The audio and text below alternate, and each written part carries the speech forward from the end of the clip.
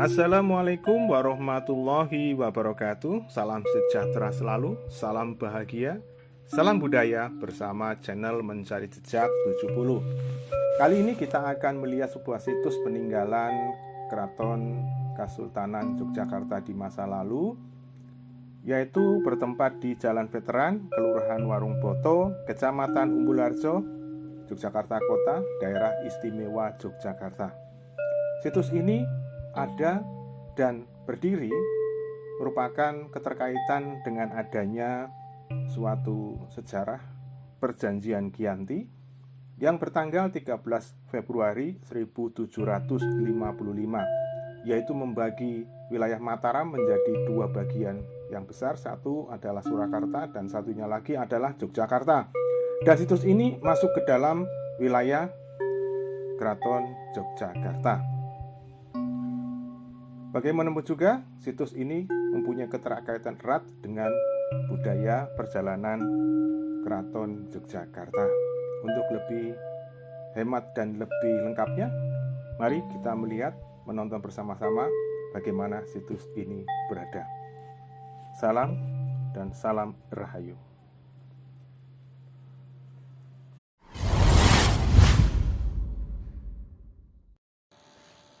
Ya, para pemirsa yang berbahagia, kita mulai melihat dari dekat bangunan dari situs Pesanggerahan Umbul Warung Boto. Menurut tulisan dari Wikipedia, dan di dalamnya menerangkan tentang sesuatu yang berkaitan dengan bangunan tersebut. Sebagaimana dijelaskan oleh Marle Calvin Rickloff, bahwasanya eksistensi Pesanggerahan Warung Boto tidak lepas dari pendirian Kasultanan Yogyakarta Hadiningrat sebagai akibat dari perjanjian Giyanti pada tanggal 13 Februari 1755, di mana Mataram dibagi dua bagian antara Kasultanan Yogyakarta dan Kasunanan Surakarta. Raden Mas Yono atau Pangeran Mangkubumi yang bergelar sebagai Ngarso Dalem Sampean Dalem ingkang sinuwun Kanjeng Sultan Hamengkubuwana Senopati Ingalogo Abdurrahman Sayyidin Panatagomo Khalifatullah sebagai Raja Kasultanan Yogyakarta yang pertama. Dengan begitu, pembangunan, pemerintahan, dan segala aspek pendukung harus dibangun dengan cepat agar pemerintahan berjalan dengan lancar. Salah satunya adalah Pesanggerahan Warung Boto ini. Pesanggerahan Umbulharjo ini dibangun di pinggir sebuah sungai yang membelah kota Yogyakarta. Di wilayah desa Warung Boto, membatasi wilayah Yogyakarta dengan jalan yang menuju wilayah jalan ke wilayah Gunung Kidul. Bangunan ini terbuat dari batu bata merah, bertembok 3-4 lapis batu bata tiap sisinya, dan disemen ala zaman dahulu. Dan diperkirakan menurut urut sejarah, bangunan mempunyai banyak kamar dan jendela serta kolam air atau kolam badusan, atau juga dinamakan segaran cilik. Membuat pesanggerahan ini juga bisa disamakan dengan taman sari untuk rekreasi dari kepenatan suasana keraton. Banyaknya undak-undakan dan ada peninggalan air mancur yang bentuknya mirip sekali dengan patung burung beri yang ada di situs Gua Siluman. Kebetulan untuk tim Mencari Jejak 70 sudah mengupload atau menayangkan Gua Siluman. Silahkan dilihat di konten yang lainnya.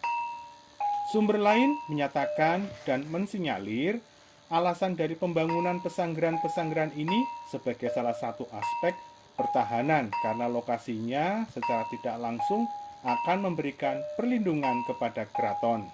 Pembangunan yang dilakukan oleh Sultan Hamengkubuwono pertama dilanjutkan atau diteruskan oleh Gusti Raden Mas Sundoro, putra kelima Hamengkubuwono I dari Permaisuri Gusti Kanjeng Ratu Hageng atau GKR Kadipaten. Saat itu beliau masih menjadi putra mahkota sampai dengan masa pemerintahannya memerintah Kasultanan. Beliau sudah membangun banyak sekali bangunan yang bersifat primer, sekunder, dan tersier. Beliau membangun beberapa pesanggrahan, yaitu Pesanggrahan Pelem Sewu, Pesanggrahan Purworejo, Pesanggrahan Kerjokusumo, dan Pesanggrahan Warung Boto. Hal inilah yang menyebabkan dirinya disebut sebagai Raja Pembangunan Besar dalam tradisi seorang Raja Jawa.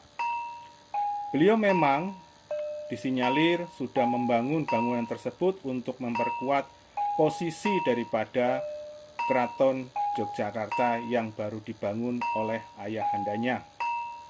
Pembangunan seperti benteng, jagang, dan sebagainya, salah satunya juga pesanggrahan-pesanggrahan akan memperkuat potensi dari serangan atau potensi dari ketidakamanan kepada keraton. Jadi dengan pembangunan ini beliau yakin bahwasanya keraton akan lebih aman dengan banyak bangunan-bangunan yang bisa menunjang keamanan dan kenyamanan serta bergulirnya sosial ekonomi keraton. Setelah pengunjung berkunjung ke tempat tersebut, bisa mampir untuk membeli jajanan oleh-oleh khas Jogja di wilayah kota Yogyakarta. Yang tidak asing lagi seperti halnya bakpia, yangko, salak pondo, dan lain-lainnya.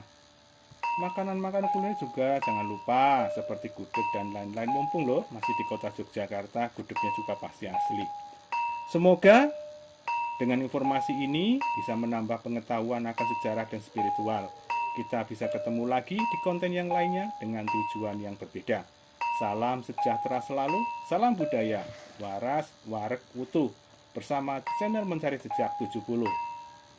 Jangan lupa untuk subscribe dan like-nya ya, agar kami semakin berkembang.